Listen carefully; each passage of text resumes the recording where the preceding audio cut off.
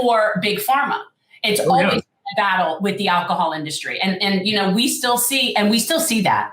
We still see that. And a lot of our representatives, in addition to taking Big Pharma money, take alcohol industry money. Our congresswoman takes a lot of alcohol industry money. And that definitely affects their stance on legalization. Yeah, absolutely. And, again, this is why Big Pharma is not going to want to legalize something that people can grow in their backyards. That's what scares them about it. And I also still get mad when I hear people call it a drug. It's not a drug until Pfizer takes it and turns it into a white powder in pill form. Right.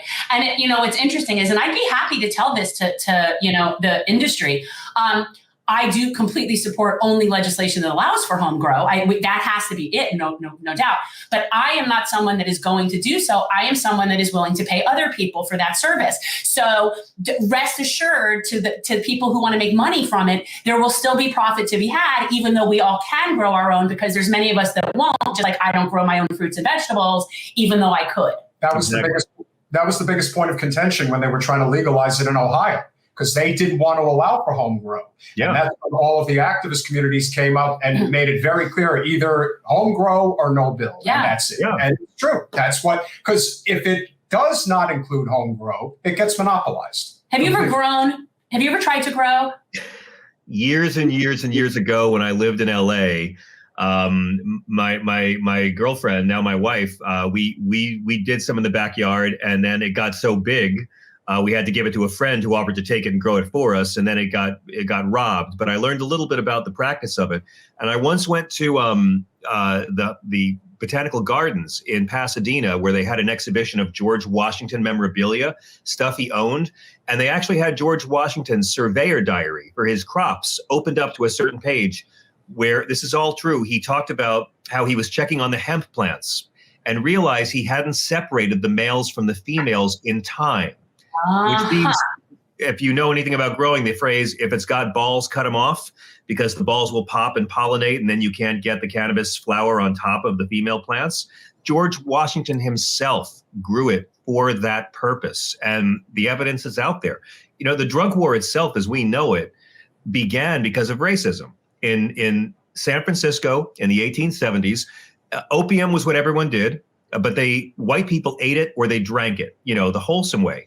But Chinese people would smoke it in opium dens. And there was all this propaganda about nice young Christian people going to the heathen Chinese opium dens.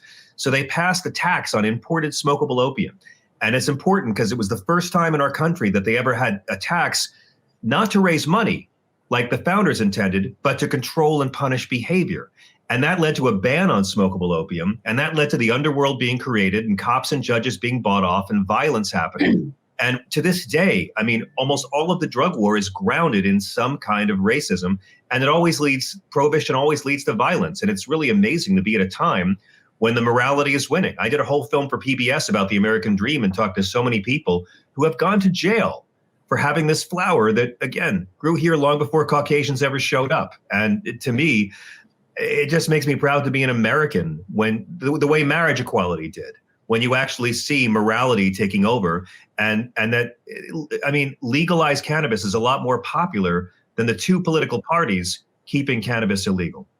Oh, for sure. It's a vast majority of people support legalization. Vast majority. It's not even close. Yeah. And that's one of the examples I use to know that we live in a dysfunctional republic, where our policies do not reflect the will of the people. That to me is the sign of dysfunction. We know that most people support it. I wanted to touch back on the male-female thing, because this was my anecdote about trying to grow in college. Please, because I don't really know anything about it, but this was my sophomore year in college. My friends and I thought, oh, we're going to be so smart. We're going to plant seeds. We're going to grow our own weed, right? We're going to just do it. Like, it's going to happen. And we had this plant. We named her Phyllis. Turned out Phyllis was Phil. Nothing ever came from it. And this was how I learned a long time ago that sex of weed matters, people. The sex of the weed matters. Yeah. I know. Yeah. It's, again, yet another area where women are superior and should be in control of everything. This has been quite an odyssey for a lot of us politically, as I'm sure you've observed, especially doing a show on Sirius.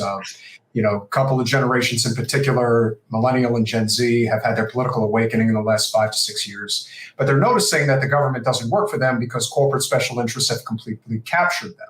When we hone in on specific issues, such as something as simple as cannabis, I think people recognize that it makes absolutely no sense that it's not legal. It should absolutely be legal. We should completely expunge all the drug records and commute all the sentences of people who have been arrested and incarcerated as a result of cannabis. And yet right now, one of the things that is a very valid argument, especially as we see the trending political winds going very red in the midterms, the president of the United States has a lot of power at his disposal. He could decriminalize cannabis, expunge these drug records. 2,700. And really light a fire, no pun intended. Well, 2,700 currently incarcerated federal people for nonviolent marijuana offenses. And by the way, if you're looking to increase turnout, I mean, I was saying this for Hillary Clinton in 2016. You can decriminalize cannabis on the federal level. I don't like to say legalized.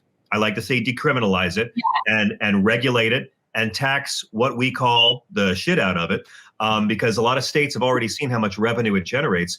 And I thank you for using the word decriminalize, because I think we have to apply that to women's reproductive rights when we talk about criminalizing abortion. No, not overturning Roe v. Wade.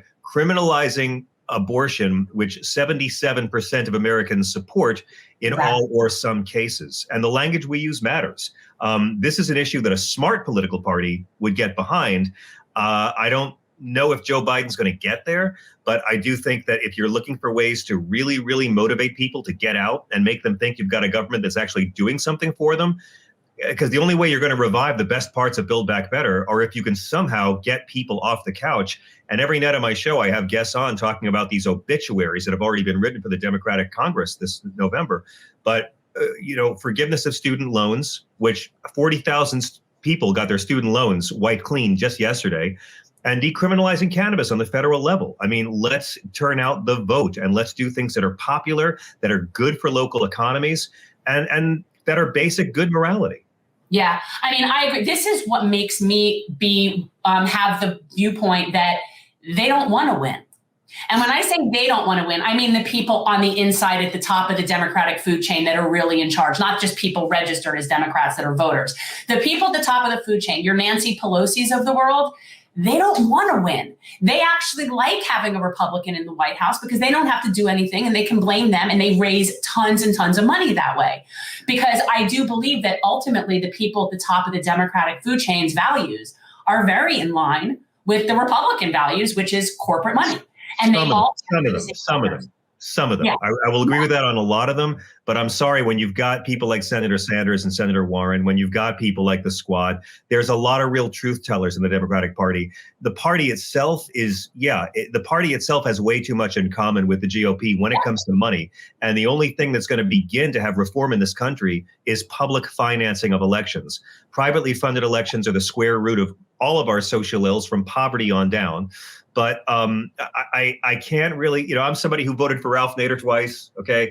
I can't really get behind that both parties are the same anymore after we just saw a racist reality show clown get into office. And we can look at anything from women's reproductive freedoms to Ukraine and see how broadly different. I mean, look at the infrastructure spending. Look at the Republican Party that right now is nothing but a vending machine for umbrage and slogans. The reality is, if the Democrats don't seize this issue and use it as a way to motivate young people and non-white people to show up and vote, the Republicans are going to take this issue. And they're going to use this issue to get people to vote against their own self-interest. Thanks for watching. If you want to support our mission to transform politics into service, please like this video, subscribe, follow us on social media, and consider joining our Patreon, where you'll get early access to our interviews as well as other exclusive content. Links are in the description. Peace out.